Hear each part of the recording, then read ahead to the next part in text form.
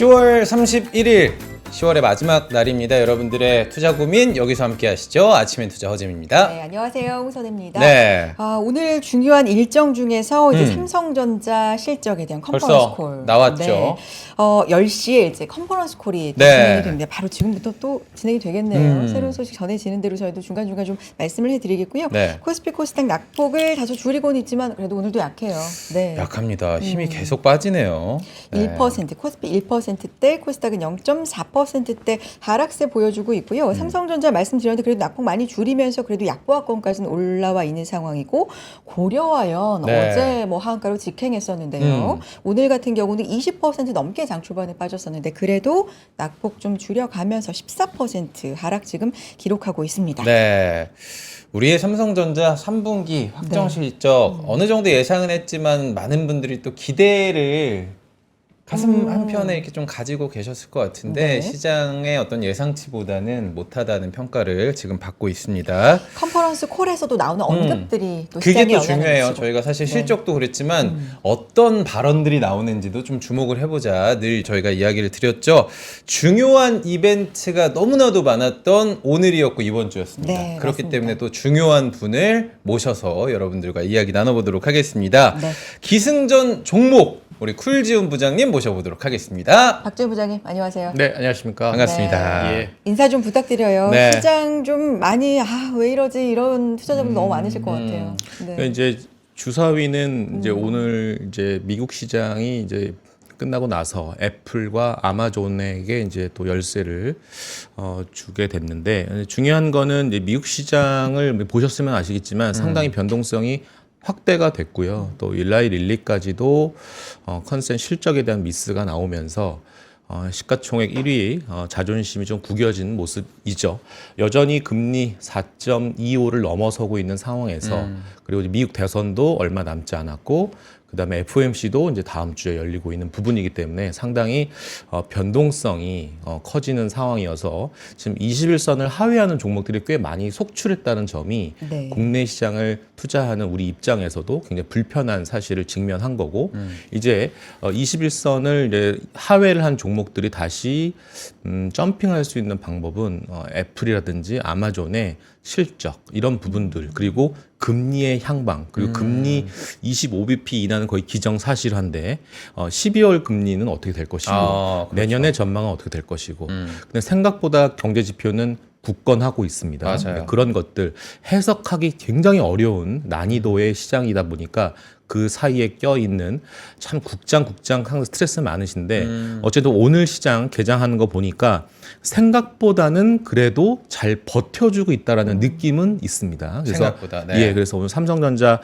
약보합에서 지금 고군분투하고 있는데 뭐 속보로는 뭐 HBM4에 대해서도 내년 하반기서부터 양산이 가능하다, 집중 투자하겠다, 집중 신경 쓰겠다라는 부분들이 나와서 조건부 승인에 대한 약간 내용들이 나오긴 아직 확정된 건 아니지만 그렇죠. 어쨌든 민감한 거에 다소 주가가 좀 이제 반응을 좀 했던 상황인데 기관 입장에서는 좀 고민이 될 겁니다. 왜냐하면 그 동안에는 하이닉스롱 삼성전자 숏이었거든요. 네. 약간 좀 삼성전자가 잘 버티는 거에 대해서 아마 기관도 아리까리한 상황입니다. 그래서 잠시 뒤에 좀 이런 테크에 관련된 내용들도 점검을 할 건데 아까 컨퍼런스 콜 말씀해 주셨지만 네. 후공정 투자에 집중하는 부분들 그다음에 약간 중소형 디스플레이에 집중 투자하는 부분들 그래서 40조대 한 10조대 이런 부분들에 투자하는 캐펙스 투자까지도 나왔었거든요. 그래서 그런 과정에서 아마 중소형 IT는 개별적으로 좀 상대적으로 세게 올라가는 종목들도 좀 보이거든요. 그런 것들은 좀 종목별 투자를 좀 차별적으로 좀 접근하셔야 될 것 같습니다. 잠시 뒤에 좀 더 뎁스한 내용들을 나누도록 하겠습니다. 부장님 이야기를 들으니까 금리 중요할 것 같아요. 근데 저는 너무 좀 애매모호하고 헷갈리는 게 부장님 지금 미국 경제 괜찮죠? 예.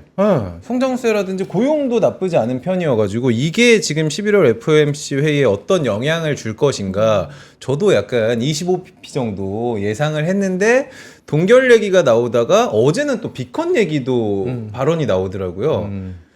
너무 왔다 갔다 아닙니까 자, 지금?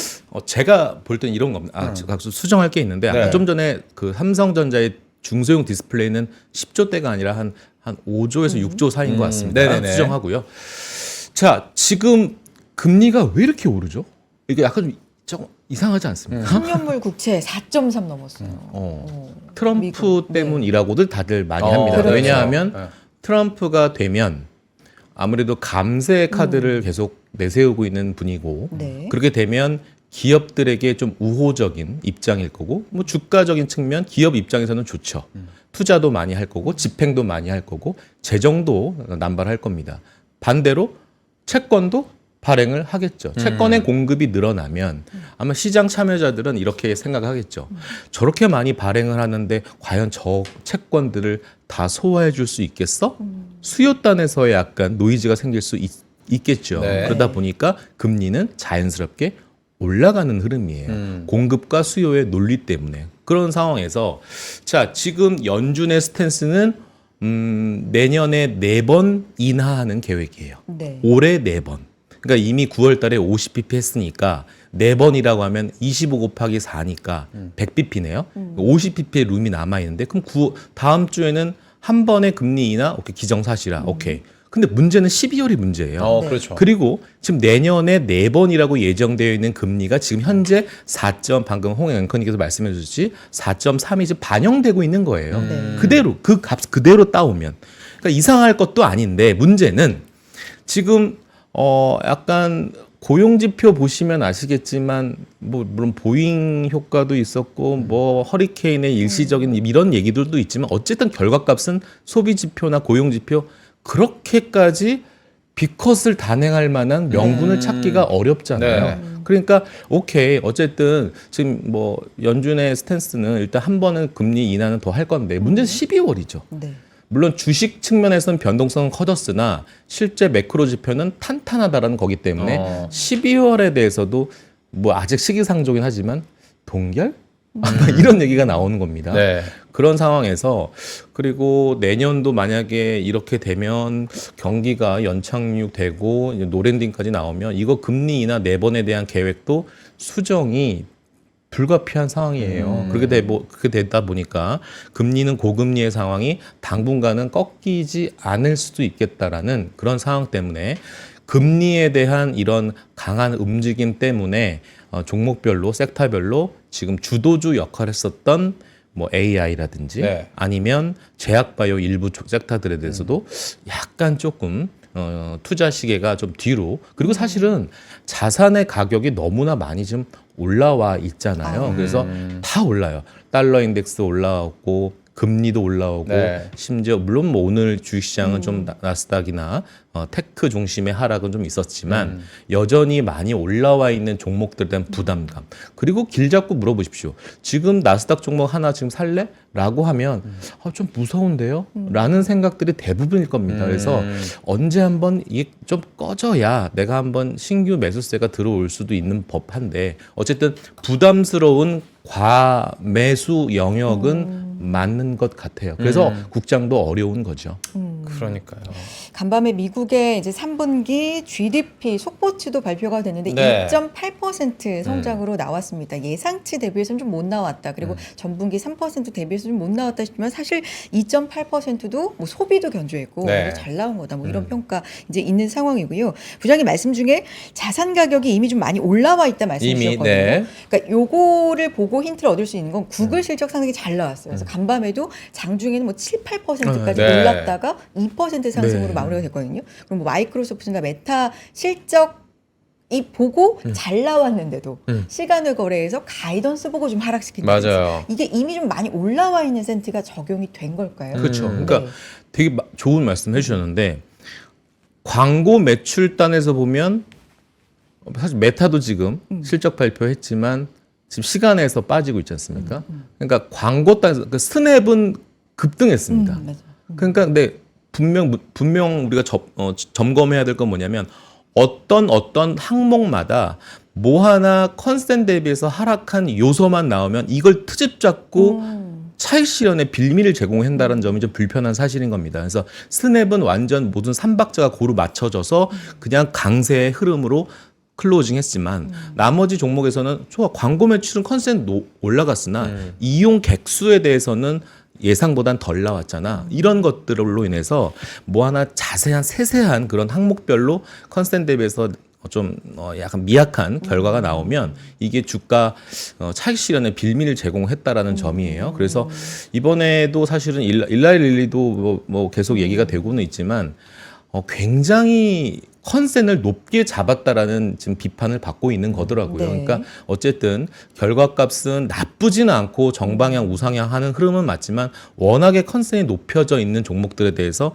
결과값은 가혹한 음봉으로 결과값을 나타냈다는 점에서 역시 미국 시장은 여전히 고밸류에 대한 가격의 높은 거에 대해서 여전히 탈출을 준비하는 사람들도 꽤 제법 됐구나라는 것을 우리는 알 수 있을 것 같아요. 다만 우리가 AI라고 계속 얘기하는 모든 지금 AMD도 사실 하락도 굉장히 실망스러웠고 네. 구글, 메타, 뭐 엔비디아 이제 11월에 이제 중요한 실적 발표가 네네. 대기하고는 있지만 결국 AI라는 이 신기술로 인한 주도주 이 강세 흐름은 보통 5년 사이클이거든요. 5년. 그래서 항상 물론 뭐 공식은 아니지만 3년 차의 주가 하락이 꽤 의미 있는 조정이 나옵니다. 그거를 딛고 극복하면 다시 4년 차 성장 또 5년 차의 그 주가 상승을 그대로 열매의 과실을 따먹을 수 있는데 과연 그 3년 차 때 내년이 3년 차 아니겠습니까? 그래서 3년 차의 요 의미 있는 조정을 잘 극복할 수 있을지. 근데 그 시점이 지금부터냐, 아니면 미국 대선 이후부터냐.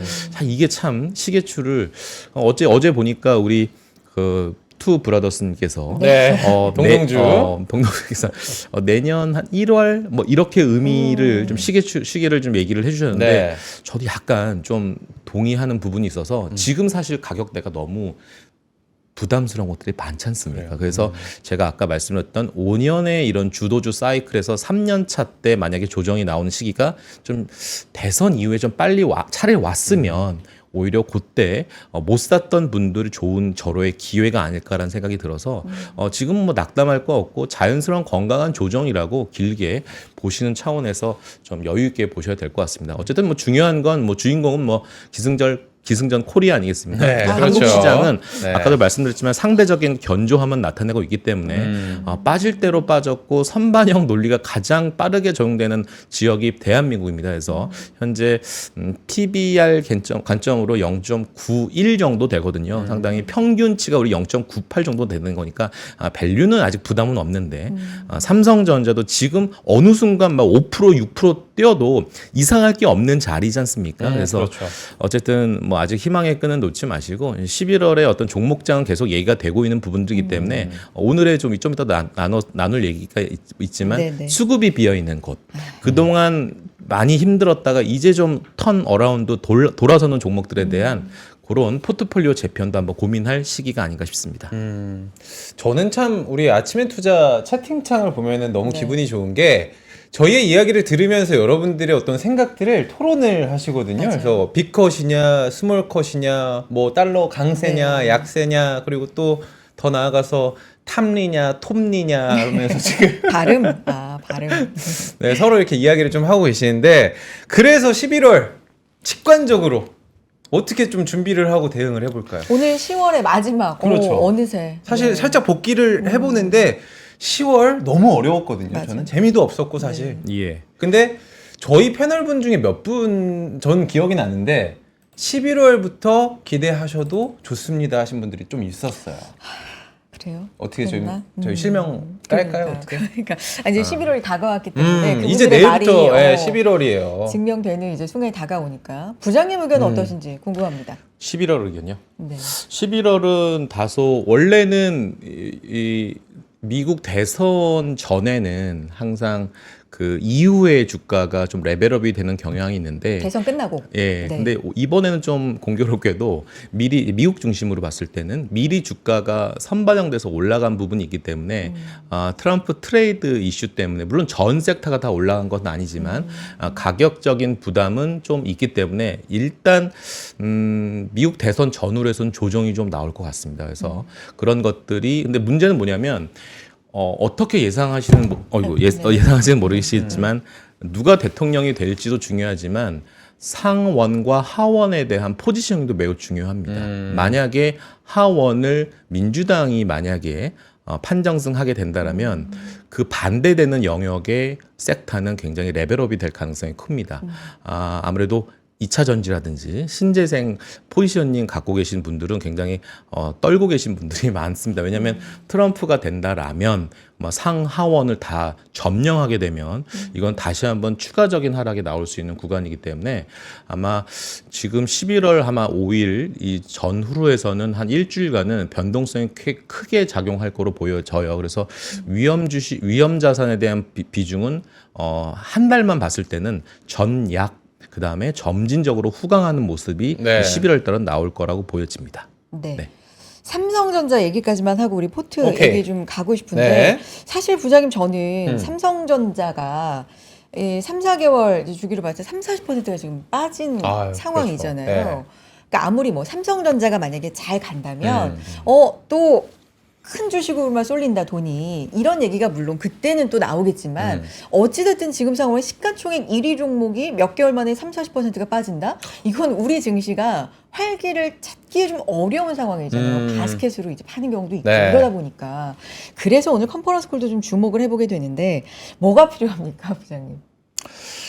그러니까 삼성전자가 가장 중요합니다. 왜냐하면 삼성전자는 단순하게 반도체 주식으로만 우리가 얘기는 하고 있지만 네. 이제 제가 이제 애널리스트 분들하고 이제 제가 알고 계시는 펀드 매니저 분들에게 여쭤보면 삼성전자에 대한 시각은 진짜 농담 아니라 반반입니다. 반반. 지금도 안 산다라는 생각을 갖고 계신 분들이 계시고요. 근데 절반은 지금부터 나 사고 있어라고 얘기하십니다. 근데 이 둘의 차이점이 뭐냐하면 안 사시는 분들은 다소 투자 시계를 방망이를 짧게 대응하시려는 매니저들이시고요. 근데 조금 롱텀으로 가져가시려는 분들은 지금 전혀 떨지 않고 계시더라고요. 그래서 물론 4분기 실적도 뭐 구조 하회할 수도 있겠습니다만 물론 하이닉스는 뭐 더 컨센이 높아져 있는 부분이긴 하지만 삼성전자가 만약에 구조 내외에서 다소 하회하는 실적이 나온다 하더라도 이미 시장에 반영되었고 다 투자자들 다 알고 있는 거 아니야? 라고 얘기를 하시기 때문에 네. 적어도 지금 삼성전자에 대한 부분들을 올해 만약에 HBM 조건부가 아니라 그냥 바로 완전 승인되는 상황이 나오면 드라마틱하게 아마 생각보다는 세게 올라갈 수도 있을 것 같은데 문제는 항상 이 대형주들은 외바닥에서 V자 반등 나오는 경우는 저 본 적이 없습니다. 그렇기 때문에 아마 삼성전자 단기 트레이딩 하시려는 분들은 아마 점점 외신에 대한 뉴스 그다음에 이 레거시에 대한 흐름들 수요가 개선되는지 재고는 어떻게 지금 처리가 되고 있는지 이런 부분들 그다음에 지금 내부적으로 조직적인 개편이 지금 단행됐지 않습니까? 삼성전자가 네. 이거에 대해서는 한번 지금 판단을 아직은 정확하게 내리지 못하신 것 같더라고요. 그래서 삼성전자는 여전히 지금 고군분투하고 있고 이런 쇄신하는 그런 과정들을 주가적인 측면에서는 아마 서서히 반영될 가능성이 크기 때문에 지금은 그게 겁낼 필요는 없고 제 사견도 후자 쪽 지금 뭐 겁낼 건 없다. 다만 투자 시기는 좀 길게 가져가실 필요가 있을 것 같습니다. 바닥이 어딘지 정확히 잡을 수는 없지만 어쨌든 빠질 만큼 좀 빠진 상황? 네. 그렇게 여기서 겁낼 건 없을 것 같다. 그리고 오늘 네. 그 제가 이제 자료도 보여드리겠지만 오늘 이제 따끈따끈하게 저희가 11월 또 뷰가 나왔어요. 아, 그래요? 그래서 네. 여기 이제 내용 한번 텍스트만 좀 보여드리려고 하거든요. 네. 이제 화면 보여주시면 이제 정치 이벤트를 선 반영한 이 금융시장이라는 제목으로 저희 NH투자증권 하우스 뷰가 나왔습니다. 네. 여기 이제 나와 있듯이 이미 정치 리스크에 대한 프리미엄이 크게 반영됐다라는 부분들이고요. 여기 보면 세 번째 단락에 과거 대선이 있던 해에는 대선 직전 주가가 부진하다가 대선 이후 주가가 상승하는 패턴을 보였다. 다만 올해는 달랐다라는 부분들이거든요. 그래서 좀 불편한 얘기지만 주식 시장에 대한 눈높이도 낮출 필요가 있다라는 11월 뷰가 있습니다. 한편 그 외의 지역에 대해서 중국에 대한 얘기를 한마디 코멘트를 달았습니다. 그래서 네. 중국 정부에 대한 부양 정책에 따라 이런 의미 있는 얘기죠. 10월 초에 고점을 돌파하는 흐름도 기대해 볼만 합니다라고 얘기를 해서 11월에 대한 하우스 뷰는 이렇게 정리가 되어 있어서 네.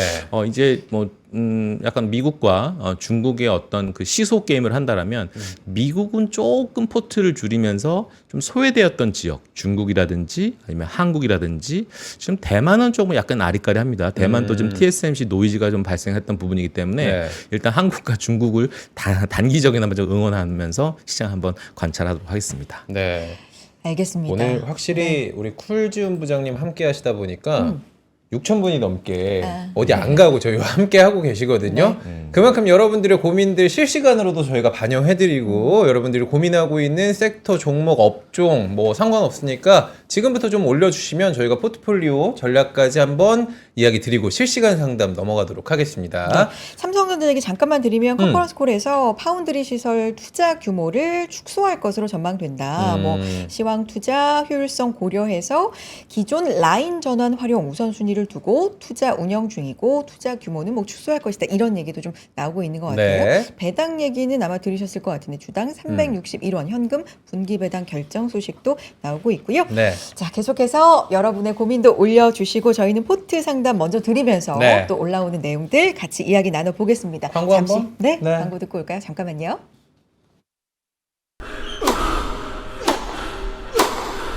멋있다. 부러운가? 14만 1211번의 스윙과 68개월 27일의 투자로 만들어진 자세다. 나의 테니스도 나의 자산도 투자로 키운다. 나는 투자한다. 나는 성장한다. NH투자증권. 이 종목 팔아야 할까 더 사야 할까? 내 계좌 이대로 괜찮을까? 더 좋은 투자 전략은 없을까? 이제 속 시원하게 상담받으세요. 매일 아침 10시 국내 해외 종목 포트폴리오까지 모든 것을 상담해드리는 새로운 라이브 방송이 여러분을 찾아갑니다. 투자의 고통 나누면 절반이 되고 투자의 지혜 함께하면 2배가 됩니다. 좋은 사연을 접수해 주신 분들께는 소정의 경품을 드립니다.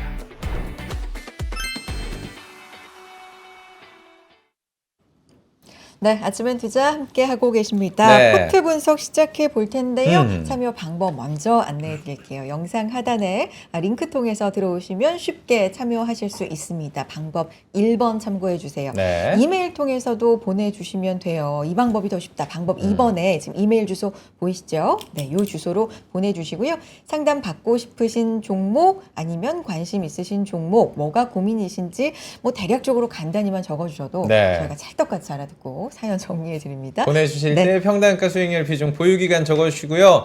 저는 정말 익명을 원합니다. 저희는 다 익명으로 해드립니다. 여러분들의 비밀도 지켜드리고 여러분들의 포트폴리오 저희가 자세하게 분석해서 선물로 또 커피까지 보내드릴 테니까 네. 여러분들 사연 많이 보내주시길 간곡히 부탁드리겠습니다. 많이 보내주시고 오늘 채팅창 통해서도 좀 같이 고민 좀 나눠주시면 좋을 것 같습니다. 네. 오늘 들어와 있는 사연 보겠습니다. 어떤 분이죠? 오늘의 닉네임 네. 야수아 미녀. 아니면서 고마워요 그래도. 네, 사이좋게 갑니다. 네. 오늘의 고민 주식 때문에 여자친구와 네. 헤어질 것 같습니다. 아우. 안녕하세요. 저는 30대 초반 남성입니다. 저는 여자친구와 알콩달콩 예쁜 사랑을 하는 중입니다. 그런데 딱 한 가지 문제가 생겼습니다. 여자친구가 주식을 하면서 저에게도 권유를 하는 거예요. 저도 투자에 관심을 가지던 찰나에 흔쾌히 좋겠다고 했습니다. 단순하게 뭐 조언 정도 해주겠지 생각을 했는데 여자친구가 제 얼굴만 보면 그 종목이 좋다더라. 지금이 들어갈 때란 너 안 샀지. 내가 사라고 했잖아. 카더라 얘기를 시작을 하더라고요. 그때 내가 말한 거 샀어? 수익률 좋지? 좋잖아. 이런 말 자주 합니다. 처음에는 그냥 둘이 공부하면서 커피값 좀 벌어보고 싶었는데 비트코인도 조금 사보고 주식 이야기도 나누고 지금은 여자친구가 듣고 온 이야기들로 제 포트폴리오가 전부 채워지고 있는 것 같습니다. 물론 제 여윳돈으로 하는 거라 말려도 보고 단호하게 싫어 하지 마 말해봤지만 다 너 잘 되라고 하는 거 아니냐. 주식 이야기만 하면 서로 감정이 상합니다. 그렇게 여자친구의 조언과 제 의지를 합쳐 매수한 종목들 이마트, 펄어비스, 스튜디오 드래곤, 코스맥스입니다. 수익률에 일희일비하는 건 아닙니다. 그렇지만 자주 찾아보게 되고 또 여자친구의 조언을 들었던 종목에 큰 움직임이 보이면 짜증이 나기도 합니다. 정말 사랑합니다. 그렇지만 이 돈이 뭐라고 수익률이 뭐라고 이런 감정이 계속 생기는 건지 오늘 쿨즈음 부장께 상담받고 결단을 내리려고 합니다. 아침엔투자에서 자세한 상담 부탁드립니다. 이 결단이 뭘까요? 뭘 끊어낸다는 거겠죠? 아니 우리 항상 함께 해주시는 뭐 다다님, 네. 네, 익숙한 닉네임, 반가운 닉네임인데 하지 말래요? 헤어질 결심이라고 지금 아니, 올려주셨고, 그러니까 종목과 아, 헤어질 결심? 그런 거겠죠? 아, 그런 거겠죠. 그런 거겠죠. 네. 아니 근데 진짜 진심이 느껴진 고민이에요. 여자친구가 이러다가 헤어지지 않을까? 너무 사랑하는데 오. 이제 우리의 관심사는 계속 종목밖에 안 나오는 거야. 그러다 보니까 진짜 우리 미래를 좀 이야기하고 싶은데 그거 사라고 했잖아. 아우 너 진짜 왜 이렇게 버스 떠난 뒤에 이러면 안 되지. 아, 너무 연기를. 내가 이입되지. 그래요. 이게 이입해서 우리 또 네. 분석 들어가 보겠습니다. 이마트, 펄어비스, 스튜디오 드래곤, 코스맥스. 어쨌든 뭐 수익이 좋으면 네. 결말이 좋으면 또 다 좋은 좋죠. 걸 수 있으니까 네. 수익이 좀 좋았으면 좋겠는데 일단 포트 전반적인 점수? 구성은 어때요? 부장님? 저는 나쁘지 않다. 그래요? 나쁘지 오. 않다. 나쁘지 않다. 저 나쁘지 않다를 점수로 환산하면 한 5점 중반에서 이렇게 왔다 갔다 할 것 같습니다. 전 8점 드리겠습니다. 8점이요? 네. 그게 나쁘지 않다? 물론 네. 다만 너무 오래전에 사셨어요. 지금 6개월 정도 되신 거죠. 5, 6개월 정도 되셨습니다. 굉장히 빨리 사신 게 좀 흠이긴 하지만 지금 시점으로 판단했을 때 저 포트를 만약에 지금 샀다라면 네. 저는 8점 드리고 싶습니다. 지금 본인의 자산 중에 현금 20% 비중은 가지고 계시고 지금 예. 나머지 포트인 건데 네. 현금 비중도 어떻게 괜찮게 판단을 하실까요? 네, 현금 비중도 뭐 적절하게. 적절하게 예. 가지고 있다. 좋습니다. 그렇다면 여러분과 함께 오늘의 고민 정리해보는 시간 갖도록 하겠습니다. 오늘의 고민 보여주시죠. 야수와 미녀님의 사연입니다. 주식 때문에 사랑하는 여자친구와 헤어질 것 같아 걱정입니다. 여자친구에게 투자 조언 받는 거 괜찮을까요? 연말에 소비 시즌 다가오면 이마트, 코스맥스 전망 괜찮지 않을까요? 내년부터 게임주 전망 좋다던데 저 펄어비스 가지고 있습니다. 드라마 흥행 대박에도 스튜디오 드래곤 왜 이렇게 어려운 상황일까요? 라는 질문 주셨는데요. 첫 번째 종목 이마트입니다. 이마트는 어제 또 뉴스가 이슈가 있었어요. 있었습니다. 네. 그러니까 이명희 총괄 회장이 장남 정용진 회장의 이마트, 또 딸 정유경 회장의 신세계백화점 계열 분리, 뭐 이 얘기가 이제 나오면서 네. 정유경 회장 백화점 부문 계열사에 대한 경영에 뭐 확실히 힘이 실리게 됐다. 뭐 이런 분석도 나오고 어쨌든 이런 이슈가 좀 있거든요. 네. 이마트 어떻습니까, 부장님? 그러니까 이제 우리 경주마 그 경마장 가보셨어요? 경마장 저는 안 가봐. 경마공원역 주변에서 행사를 많이 해가지고 아. 이 경마장에 가서 그 경주 마들을 보면 이렇게 눈을 가립니다. 그렇죠. 앞만 볼 수 있게. 이게 차한대라고 하죠. 그러니까 아무것도 안 보여요. 앞만 볼 수 있거든요. 그래서 우리 보통 지금 투자자들이 상당히 많이 지금 관심 있어하고 거래량이 많이 들어가 있는 종목들은 그만큼 많이 겹친다는 얘기잖아요. 포트가. 그러다 보니까 내 것만 보게 되는 거예요. 그러니까 시장 전체에 흘러가는 걸 못 보고 있어요. 근데 문제는 이제 이마트를 이제 여쭤보셨는데 이마트의 이 차트를 보시면 아시겠지만 굉장히 좀 무거운 종목이긴 해요. 무거운 종목인데 이 이마트의 흐름이 사실은 이제 이게 주봉의 모습이고 이게 일봉의 모습인데 사실은 10월서부터는 그렇게 뭐 변동성이 크게 나오진 않고 점점 조금씩 저점을 높여가는 흐름인가라는 생각도 들고요. 투자자 현황을 살펴봐도 연기금이 이마트를 사네라는 생각을 하게 되고 기관이. 이제 익스포저 외국인 매도도 극도로 흥분하며 매도하지 않네라는 생각을 갖게 되는 차트입니다. 네. 자, 이마트가 사실은 반등하는 시점도 사실은 우리 7월, 8월에 TMF 사태가 엄청 심했지 그렇죠. 않습니까? 그러면서 온라인 사업자들이 이제 흔들리기 시작했고, 그래서 오프라인 강자들이 서서히 경쟁이 출혈이 좀 이렇게 좀 작아드니까 이마트도 좀 괜찮아지는데 중요한 거는 이마트는 빅베스의 어떤 주인공 역할을 했죠. 신세계건설 또 어느 정도 불을 좀 급한 불 꺼줬고 신세계건설 이제 상장 폐지로 들어가는 거고 그다음에 웬만한 거 다 팝니다. 뭐 스무디킹 맛있었는데 좀 아쉽습니다. 스무디킹 많이 없어졌더라고요. 철수하고 거의 안 보여요. 제주 소주도 이제 매각을 해서 어쨌든 돈 이렇게 시원하게 벌지 못하는 거는 정리해. 네, 정리하겠습니다. 구조조정도 이미 2, 3년 전부터 강하게 했습니다. 자, 이제 벌어들이는 레버리지 효과, 뭐 신세계와 이제 분리하는 그런 흐름인데 제가 볼 때는 이마트는 제가 볼 때는 좀 갈 것 같습니다. 주가가.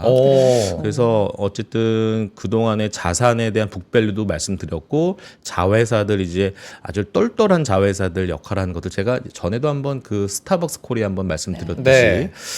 이마트의 어떤 이제 알토란 이제 자식들을 가지고 정상적인 경영을 하는 시점이 이제 2024년 하반기서부터 진행되고 있는 흐름이기 때문에 지금 시장이 굉장히 혼란스럽지 않습니까? 그렇다고 해서 제가 이마트를 햄버거를 얘기하고 따블을 얘기하는 논리가 아닙니다. 네. 그래서 어느 정도 주도주 섹터들이 흔들리는 이 틈을 이쪽에서 소위 수급이 즉 빈집이라고 얘기하지 않습니까? 좀 집이 비어 있는 요 섹터들에서 잘 안 보는 사람들, 뭐 이마트? 그런데요, 이게 제법 수익률이 날 수 있는 섹터가 요런 이마트이기 때문에 요런 음식료 쪽에서 유통 쪽에서 만약에 고른다라면 제가 볼 때는 탑3 안에 이마트도 포트가 아마 이마트가. 지금 펀드 매니저들도 서서히 관심 갖고 있는 거로 알고 있고요. 지금 이마트에 대한 애널리스트 뷰가 바뀌었어요. 그래요? 중립 이하였다가 지금 다 매수 의견으로 바뀌고 있거든요. 그거는 제가 여의도 시각을 그대로 전달해 드리는 거니까 네. 한번 잘 안 보시지만 요거 이마트 주가적인 측면에 지금 64,700원 정도지만 저는 한 7만 원 중반대까지도 갈 수 있을 거라고 생각을 하고 있고요. 주봉상에서 이런 모습이잖아요. 엎드려 싸 자세잖아요. 이제 조만간 서서 싸울 수 있는 그런 흐름들이 나올 수 있기 때문에 단기적이나마 요 겨울 때까지 그리고 실적도 나쁘지 않고 있어요. 그래서 이런 것들 어닝 효과까지도 가미가 되면 충분히 여친이랑 헤어지지 않고 그럴 수 있을 것 같아요. 긍정적인 생각 말씀드리겠습니다. 합리적 의심을 살짝 해보겠습니다. 여자친구 포트폴리오가 내 포트폴리오랑 같은지 다른지 추천만 하고 본인 거는 또 다른 거 아닌가? 설마요. 설마죠. 설마요. 합리적 의심이었습니다. 왜 또 사이를 갈라놓을 가뜩이나 좀 위기인데.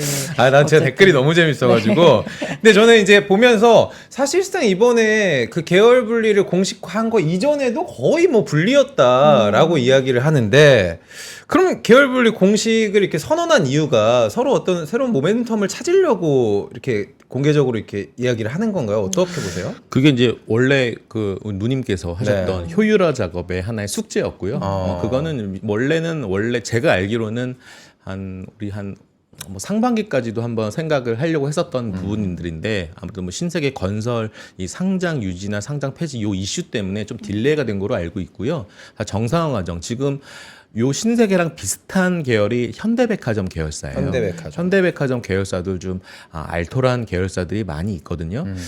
제가 예전에도 한번 얘기했던 지누스 같은 회사들도 사실은 계열사 중에 하나고 지금 갑자기 또 북미로 또 수출 데이터 늘어난 것처럼 근데 중요한 거는 이것에 대한 북밸류가 너무 좋아요. 그래서 자산 가치, 그다음에 실적 턴어라운드 이런 종목들을 봐야 되거든요. 그래서 제2의 지누스를 찾아야 되는 종목들이 아마 올해 얼마 2달밖에 올해 안 남았지만 이런 종목들이 한번 레벨업이 될 수도 있어요. 물론 시장의 질은 지금 뭐 M&A 이슈 종목들이 굉장히 많이 거래가 쏠리지 않습니까? 네.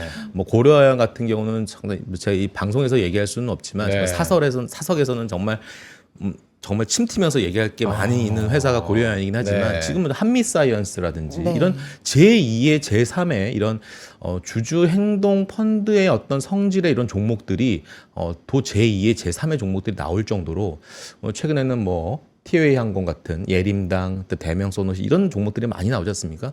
계속 나올 수 있을 거라는 생각이 들어서 이런 시장의 질은 썩 건전하진 않으나 또 이 한켠에서는 그동안 소외되었고 계열사들 잘 구조조정 잘하고 좀 효율화 진행이 잘 되고 있는 이런 어느 정도 2, 3년의 이런 과정들이 마무리되는 시점에서 이런 종목들을 한번 매수해보는 저로의 찬스가 마무리되는 시점에 사야 된다. 그런 관점에서 저는 이번에 신세계와 이마트 분리 매우 좋은 매수 찬스가 아닌가 생각을 하고 있어요. 네, 좋습니다. 지금 현대차 많이 물어보시는데 일단 이거 하고 저희가 정리를 해보도록 하겠습니다. 그래요. 다음 넘어가 볼까요? 그러면 펄어비스도 갖고 계시잖아요.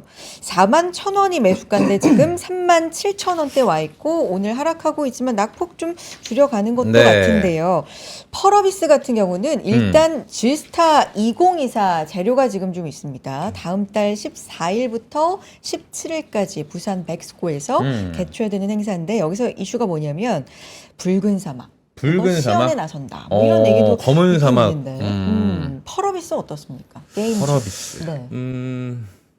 참 종목명은 참 개인적으로 마음에 안 들어요. 왜요? 아, 펄어비스니까. 어쨌든 그 뭐 펄어타 이런 뭐 그거 펄어비스는 어떻게 보면은 게임주잖아요. 게임주죠. 근데 게임주가 저희가 하우스 뷰가 완전 바뀌었어요. 어떻게요? 약간 이런 느낌이죠. 강력 스트롱 바이. 스트롱 바이. 아, 강력하게. 게임주를 사라. 지금 네. 사야 한다. 어. 야, 2022년에 우리가 가장 유행했던 게임이 뭐였습니까? 플레이 투 언. 플레이 투원. 그러니까 위메이드 떠오르죠. 그러니까 돈을 벌기 위해서 게임을 하는 겁니다. 코인을 지급받는 거죠. 그래서 주가가 굉장히 레벨업 됐고 거기다 메타 모멘텀까지 가미가 되면서 네. 게임주가 엄청 올랐다가 엄청 빠졌습니다. 그렇죠. 지금 이제 2년간 지금 혹독한 주가 하락을 경험을 한 게임사들이 많고요. 물론 크래프톤이나 이런 걸 배제하고 네. 자, 2년간의 출시를 지금 이제 준비됐던 것들이 이제 오픈되는 게 내년부터죠. 소위 말해서 약간 서방 시장에서 유행했던 이런 콘솔 게임이라든지 PC 게임들 잘 안 했거든요. 돈이 안 되니까. 그리고 너무나 인력이 많이 R&D 비용도 많이 들어가니까. 그래서 게임사들이 이런 쪽에 진출 잘 안 했는데 돈 되는 게 레버리지 효과가 이제 됐다라는 점을 이제 확인하는 순간 콘솔도 진출하는 이런 출시작들이 내년부터 나와요. 근데 펄어비스 말씀하신 이제 검은 사막이 이제 거의 돈 버는 캐시카우 역할을 못 하고 있으니 이제 붉은 사막을 이제 11월 한 중순에 이제 부산에서 시연하고, 백스코에서 네. 하죠. 네. 근데 출시를 언제 합니까? 글쎄요. 내년 3분기예요. 내년 어, 3분기. 내년 3분기. 그러니까 이거죠. 그러니까 펄어비스는 붉은 사막 모멘텀 좋아요. 돈 벌 것 같아요. 잘할 것 같아요. 근데 내년 3분기예요. 아, 시간이 많이. 그러니까 게임주를 잘 봐야 되는 시점은 저도 오케이입니다. 최근에 네. 파노도 이번에 시프트업이라는 회사가 있는데 요것도 니케라는 네. 게임도 중국에서 파노까지 문을 열어줬는데 네. 그 모멘텀들이 있는 거 단기 모멘텀들이 있는 게 더 좋아요. 차라리 NC 같은 경우는 올해 연말에 나오죠. RPG 게임, 롤플레잉 게임 RPG 나오고 또 내년엔 또 MMORPG 나오고 또 중간에 또 한번 2분기에 또 하나 나오고 약간 이 게임 출시 그 스케줄이 좀 타이트한 지금 NC 잘 안 사거든요. 근데 이럴 때 사야 되는 게 저는 NC라고 생각해요. 그래서 펄어비스 좋아요. 근데 시계는 조금 내년 한 1, 2분기 정도로 물론 게임주 올라가면 얘도 같이 덩달아서 동행할 수 있겠지만 어쨌든 펄어비스 제가 아까 10점 안 들고 8점 줬던 이유가 요 펄어비스 때문에 펄어비스가 요인이구나. 게임 섹터는 좀 지금부터 봐야 되는 섹터긴 한데 왜냐하면 그동안 눌려 있었던 게임 산업이었고 이게 내년부터는 과실을 열리고 모멘텀이 굉장히 많아요. 그래서 물론 뭐 마케팅은 하겠죠. 펄어비스 붉은 사막 마케팅은 백스코이 오픈하고 나서 마케팅은 하겠으나 오히려 좀 타이트한 스케줄을 갖고 있는 게임주가 더 오히려 베타가 좀 클 수 있기 때문에 조금은 중립 이상의 의견이긴 한데 그래도 아주 섹시한 맛은 없습니다. 네. 그럼 오히려 같은 섹터 내에서 저는 NC 넥스? 말씀해 주신 제가 요즘 얼마 전에 네. 기아가 우승했죠. 기아가 우승했죠. 야구 게임 어떠세요? 컴투스. 컴투스. 네. 컴투스도 한번 야구 게임이 지금 일본도 진출했거든요. 어. 일본 야구 게임도 오픈을 이제 시작을 하고 일본판으로 해가지고. 네, 지금 이제 본 이제 게임 런칭은 이제 내년에 하겠지만 지금 이제 사전 예약 받고 있거든요. 그리고 프로야구 게임이 제법 이게 3년 동안의 매출을 제가 체크해 보니까 네. 거의 매년 50%씩 매출이 올라와요. 아, 그래요? 그러니까 펌투스는 원래 서머너즈 1만 이게 게임으로 생각했는데 아니에요. 지금 야구 게임이 굉장히 효자 역할을 하고 있거든요. 그래서 제가 참 이게 KBO에서 분석한 자료지만 이 무선 예약 예매 티켓 야구장 진짜 가시는 분들의 60%가 여자분이에요. 물어보니까 맞아. 인기 많아요. 그래서 네. 왜 이렇게 야구를 보세요? 그러니까 재밌으니까요. 근데 이게 누가 장년층 여성분들이 아니라 MZ 세대들이 맞아. 이 예매를 하는 정도로 굉장히 야구 게임은 크게 이 업황이 둔화될 것 같지가 않아요. 그래서 이게 차라리 컴투스도 괜찮을 것 같고 시프트업도 굉장히 모멘텀으로 좀 작용할 수 있는 것들이 많아서 좀 좋게 보고 있고 PC 게임도 지금 준비되는 게 내년 1분기에 있고요. 그래서 그렇게 봤을 때 NC 그다음에 시프트업, 컴투스 요 정도 이렇게 보고 있습니다. 알겠습니다. 늘 우리 쿨준 부장님께서 강조하는 거 네. 눌림목 잘 봐야 된다. 잘 보시죠, 여러분들. 그러면 물론 그 섹터 안에선 지금 그렇게 해주셨는데 굳이 게임 섹터를 하자 아니면 하자. 다른 게 있으면 뭐 눈 돌려보자 어떤 쪽이세요? 그러니까 게임 섹터를 지금 봐야 되는 거고요. 그러니까 오케이. 게임주는 제가 섣불리 말씀을 못 드는 이유가 게임 하세요? 저는 안 합니다. 저기 지금 채팅에 맞아, 채팅에 이제 남기고 계시는 그리고 JL님께서 좀 하시는 것 같아요. 잘 아세요. 이제, 여의도의 증권맨들이 과연 게임을 좋아할까요? 하시는 분들이 있으시지만 실제로 경험하지 않는 분들이 게임주를 논할 자격은 없어요. 사실. 그러면 간접적으로 우리는 뭘 판단하냐면 게임주를 담당하는 섹터 애널리스트도 아니고 유튜버예요. 그래서 유튜버들이 게임을 직접 하면서 실시간으로 반응을 바로 우리들에게 전달하거든요. 그거를 신뢰를 많이 합니다. 그래서 네.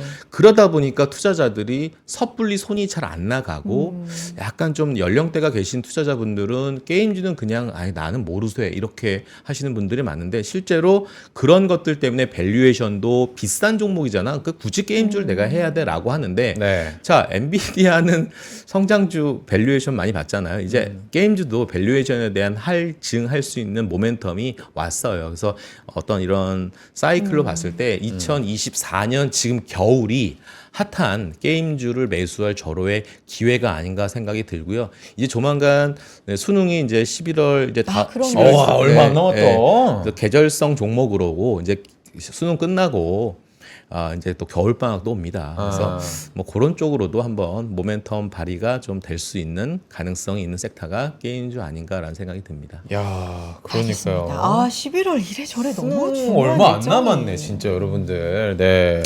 떨려지는데 떨려? 갑자기 떨려요. 기억나는구나 그때가 엊그제 아유, 같이. 야, 엊그제 저런 기억이 든다. 아니, 그러니까 오래됐어도 그게 생생한가 봐요. 역시 수능은 진짜로. 확실히 예. 그 긴장감이 좀 갑자기 기억이 나는데. 맞습니다. 다음 종목 넘어가 보죠. 스튜디오 드래곤. 드래곤 참 저도 좋아하는 드라마 많아요. 예, 스튜디오 드래곤 이 드라마나 콘텐츠 좋아하시는 분들 뭐 너무 익숙하실 것 같은데 야수아미녀님도 지금 보유를 하고 계십니다. 보유 기간 6개월 정도 되셨고 6개월 정도 됐으면 이 드라마 보셨을 것 같아요. 눈물의 여왕. 김수현, 김지원 씨. 저는 여기서 이주빈 배우 좋아합니다. 또 팬심을 이렇게 다 좋아하시죠. 근데 이게 너무 흥행작을 재밌어요. 내놓고는 있는데 실적과 주가는 하락한다고 약간 좀 서운해하시는 분들 계시거든요. 이게 제작비 부담인가 아니면은 편성이 좀 많이 없어져서 그런가? 어떤 전망으로 저희가 좀 봐야 될까요?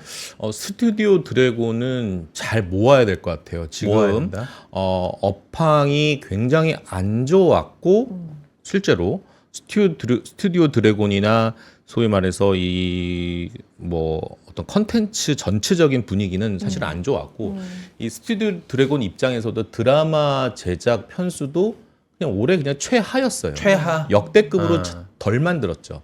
그런데 서서히 바뀌고 있는 게 뭐냐면 예전에는 뭔가 넷플릭스의 상영작을 오픈할 때 굉장한 아예 그냥 스케일이 큰 작품만 만들려고 했죠. 그래서 뭐 좀비라든지 아니면은 뭐 큰 범죄라든지 네. 뭐 제작비 몇백억을 투자를 해가지고 뭐 이렇게 만들었는데 스케일 자체가 큰. 실제로 눈물 여왕이었나? 네. 눈물의 여왕. 눈물의 여왕 이런 로맨스 작품들을 내세웠더니 실제로 마진도 좋고 그런 대작들의 버금가들 만한 숫자들을 나타내고 있으니 굳이 내가 이럴 필요가 있겠느냐. 그리고 제작비도 저렴하게. 그러니까 이런 것들을 봤을 때 이 스튜디오 드래곤의 입장 그다음에 변화가 생긴다라는 거죠. 그러니까 수목 드라마도 없었는데 이제 편성을 한다고 하니, 그리고 넷플릭스 이제 재계약 갱신 조건이 이제 좀 더 스튜디오 드래곤 입장에선 더 좋게 지금 바뀌고 있는 상황이거든요. 어쨌든 우리 또 겨울에 또 우리가 또 기다리던 또 오징어 게임 또 2가 나오지 않습니까? 네. 뭐 이걸 통해서 다시 한번 컨텐츠의 붐이 또 나올 수 있고, 정년이라고 요즘에 지금 정년이도 네 핫해요. 네. 시청률이 꽤 제법 스튜디오 나오더라고요. 드래곤이고 네. 10% 중반대까지 나오고 지금 한 4회, 한 5회분 이제 준비하고 있는데, 눈물의 왕도 사실은 4회, 5회분에는 비슷했어요. 지금 정년이 시청률이랑. 물론 뭐 네.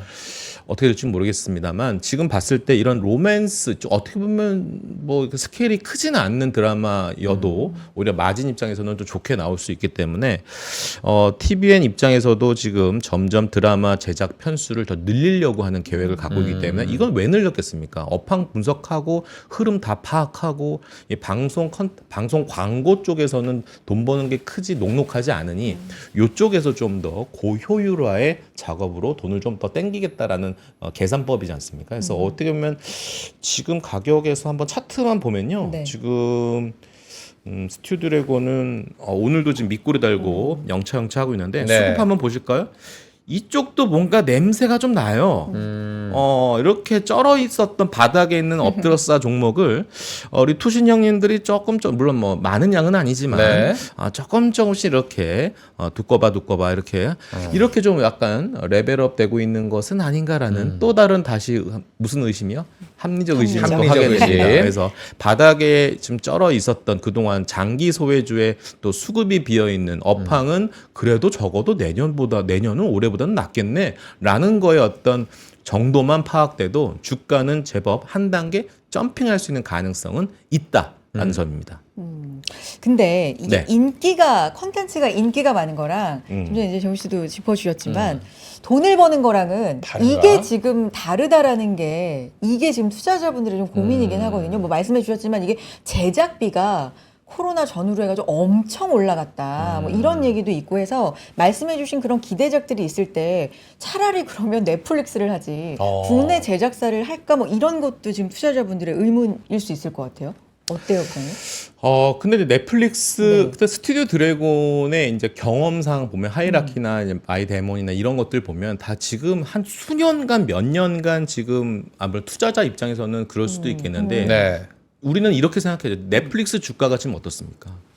저는 지금 괜찮지 않나요? 신고가 신고가 영입니다. 계속 네. 그래서 같은 어떤 피어 그룹의 넷플릭스라면, 제가 아까도 서두에도 말씀드렸지만 미국에 있는 상장되어 있는 종목들에 대한 컨텐츠 대표적인 넷플릭스도 주가 레벨업이 굉장히 많이 됐기 때문에 부담스럽단 말입니다.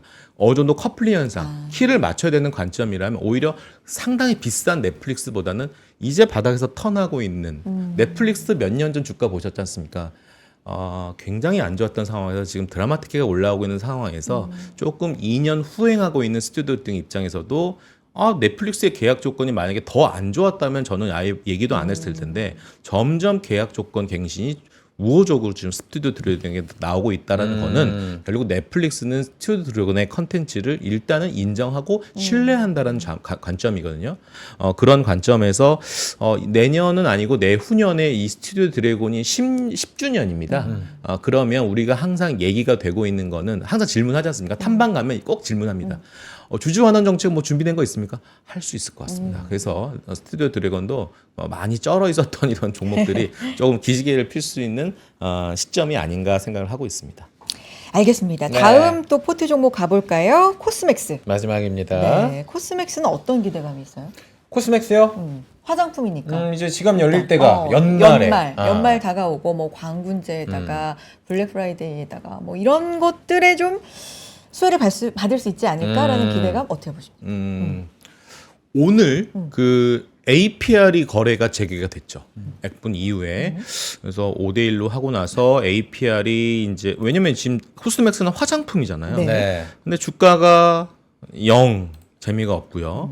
그 다음에 아모레 퍼스픽, 주가 재미없습니다. 그리고 실적 발표 얼마 전에 했었던 LG 생활건강, 정말 한숨밖에 안 나옵니다. 자, 화장품 왜 이러는 거야? 그런데 코스맥스는 보시면 아시겠지만 어저께 화장품 섹터가 LG생활건강 외에는 다 양호했습니다. 왜 그럴까라는 거죠. 코스맥스는 중국 사업부 있어요? 있습니다. 적자예요. 미국 사업은 어때요?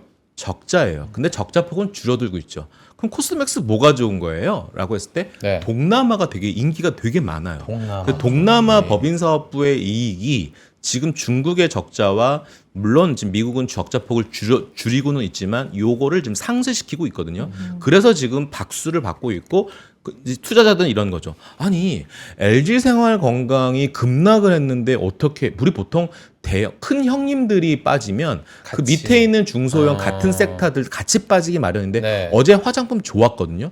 아마 제가 볼 때는 이런 것 같아요. 펀드 매니저들 입장에서는 내가 어떤 비중을 화장품 섹터의 비중을 일정 부분 가져갈 건데 얘를 좀 줄이고 얘를 좀 더 늘리자 이런 차원의 아빠 리밸런싱이 좀 있었을 거로 판단이 됩니다. 어찌됐든 코스맥스는 중국 사업부가 개선될 가능성이 있을 거라고 생각하는 거죠. 아 이제는 더 나빠질 게 있어? 라는 것과 미국은 지금 적자 폭이 매달 줄어들고 있네? 오케이 점수 줄게. 그 다음에 지금 인도네시아 이쪽 어때? 태국 어때? 야 너무 좋은데? 라는 거죠. 그래서 지금 약간 코스맥스가 상대적 우위를 차지할 수 있을 것 같고 다른 화장품 주가 대비했을 때 못 갔잖아요. 그러니까 여기서는 크게 부담되지 않다 보니까 최근에 수급들이 들어오는 거예요. 그래서 뭐 외국인들도 최근에 이제 조금씩 매수세가 들어오는 것들도 막 그런 논리가 아닌가 생각이 듭니다. 하지만 코스맥스의 단점이 하나가 있는 거죠. 여전히 지금 아모레퍼스픽과 LG생활건강의 발목을 잡은 그 이유는 뭐냐면 중국 쪽이지 않습니까? 코스맥스도 중국 사업의 적자의 늪을 아직 헤어나오지 못하고 있거든요. 만약에 코스맥스가 다음 분기에도 이 중국 사업부에 대한 실적이 더 악화가 되면 다시 내리막길 갈 수 있다는 점입니다. 그래서 화장품 섹터는 좀 저는 지금 당장 이거를 매수해야 한다는 거에 대해서는 충분히 명분을 확실하게 강하게 얻지를 못하고 있을 것 같아요. 그래서 저는 오히려 코스맥스를 만약에 손실을 좀 있긴 한다 하더라도 만약에 매도한다라면 제가 앞서 얘기했던 이마트라든지 스튜디오 드래곤이라든지 아니면은 게임주 쪽으로 한번 이동하는 게 어떨까라는 생각도 듭니다. 근데 지금 매버릭님께서는 이 포트를 보면서 관심이 되게 많으세요. 그래서 바이오, 방산, 반도체, 전력. 그러니까 사실 우리가 알고 있는 굵직굵직한 파트들은 사실 없단 말이에요. 그런 네. 쪽으로 좀 이동을 해보는 건 어떨까요? 자, 방사는 이제 뭐 어떻게 보면은 뭐 좋죠. 뭐 우리 월요일에 우리 주인공 우리 혁진 차장님. 혁진님도 네. 방은 꼭 껴여 있지 않습니까? 네.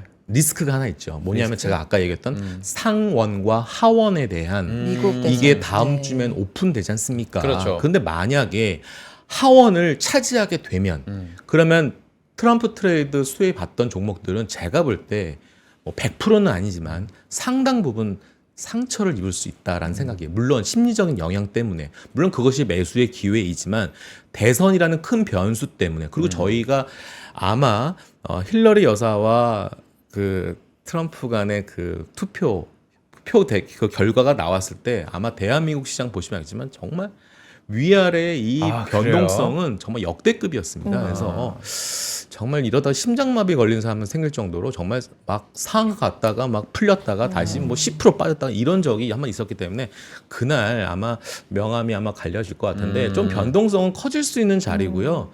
물론 지금 한국항공우주라든지 한화시스템이라든지 하나로 에어스페이스 실적 되게 좋게 발표했잖아요. 4분기 좋게 나오지만 4분기 실적 내년에 나와요. 그러니까 어쨌든 실적에 대한 것과 수주가 나와야 되는 수주는 언제 나올지는 모르지 않습니까? 그래서 조금은 약간 가격적인 가격 조정보다도 기간 조정이 나올 가능성이 크다라고 봐야 되고요. 전력도 마찬가지죠. 전력도 같은 맥락으로 보셔야 되고 다만 지금 현대차 아까 하고 맞아요. 은행주 현대차 물어보셔가지고 했는데요. 실시간 채팅으로 현대차 한번 이야기 좀 오늘 해주시죠. 좀 안 좋아요. 어, 계속해서 외국인 매도가 최근에 좀 잡히고 있고요. 네. 예. 개인분들만 좀 사는 흐름인데. 예. 네. 자, 이제 현대차가 이제 내세우는 것은 두 가지겠죠. 두 가지인데 하나는 전기차의 사업부하고 그다음에 아무래도 주주환원 밸류업과 관련된 내용인데요. 아무래도 현대차가 가장 걸림돌이 뭐냐 하면 결국 증세 트럼프 카드입니다. 그래서 현대차도 자유로울 수 없는 부분이고요. 그래서 그 이슈가 아마 당분간 변동성이 나올 거를 대비를 해서 아마 일부 조금 포지션을 좀 줄이시는 전략이 아닌가 생각이 들고요. 제가 이제 NH투자증권의 이제 우리 자동차 담당 애널리스트 분께도 한번 여쭤봤지만 지금 오히려 추가적인 하락은 제한적이다라고 말씀을 해주시고 계세요. 그래서 네. 아마 더 이상 추세적인 삼성전자 매도, 외국인 매도 나오듯이 이런 식으로 과민하게 나올 것 같지는 않고 있고요. 아마 11월 5일부터는 오히려 저점 매수에 대한 매수세가 들어올 가능성이 농후하기 때문에 다만 이게 또 박스피 하듯이 현대차도 주 차트가 박스에 걸릴 가능성도 큽니다. 좋게 해석하면 약간 박스 하단부로 볼 수 있는데 차트상으로는 여기서 만약에 이제 양봉이 나오면서 매도가 이제 멈춘다라면 한 24만 원에서 25만 원 오면 다시 한 번 더 차익 매물 나오지 않겠습니까? 네. 당분간은 박스에 머물러 있다라고 봐야 될 것 같습니다. 네. 알겠습니다. 오늘은 여기서 마무리를 해야 될 것 같고요. 네. 여러분 근데 어디 가지 마시고 기다리세요. 왜? 기다려주세요. 왜? 이유가 있습니다. 잠시 후에 네, 말씀을 드리겠고요. 오늘 박지훈 부장님과 여기서 인사 나누고 다음 주에 또 만나겠습니다. 부장님 고맙습니다. 감사합니다. 네, 기다려달라고 제가 부탁을 드렸는데 네, 이유가 있을 거 아니에요. 재무 씨, 네. 이 시간 끝나고 집에 가시는 게 집에 아니라 가야죠. 아니, 오늘 못 가세요. 오늘 못 가요? 네, 일이 있으시다고 알겠습니다. 들었습니다. 제가 안내해 드릴게요. 네. 위스덤 칼리지 시즌 2 잠시 뒤 11시부터 곧이에요, 곧. 네, 재무 씨가 이어갑니다. 네, 변신을 좀 하도록 하겠습니다. 이 시간 끝나고 나서 바로 이어가는데 홈쇼핑 라이브 진행합니다. 여동훈 앵커님하고 함께 한다고요. 도훈 아침 우리 여도훈 그러니까요. 앵커님과 함께 쇼호스트로 네. 변신을 해보도록 하겠습니다. 네, 위스덤 칼리지 시즌 2 도대체 어떻길래 음. 인기가 이렇게 있는지 어떤 내용이 있을지 궁금한데요. 궁금하죠? 채널 고정. 그러니까요. 어디 가지 마시고 11시부터 또 함께 해 주시기 바랍니다. 네. 자, 오늘 일단 시장 상황은 좀 약세로 흘러가고 있지만 네. 그래도 중요한 일정들 발표 계속해서 이어주고요. 코스닥도 지금 낙폭 주려고 그래도 계속 시도해요. 네, 0.27% 지금 약보합권에 머물고 있습니다. 오늘 10월의 마지막 거래일 끝까지 대응 잘하고 네. 내일 또 11월의 첫 거래일에 다음 달에 만나야 되네요. 인사드리겠습니다. 네. 그러니까요. 다음 달에 뵐게요. 내일 뵙겠습니다. 여러분 고맙습니다. 고맙습니다.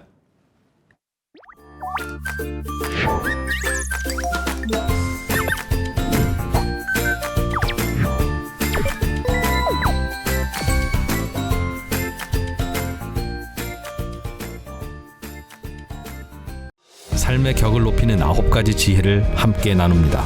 위즈덤 칼리지 시즌 2 영상 아래 링크를 클릭하시면 자세한 내용을 확인하실 수 있습니다.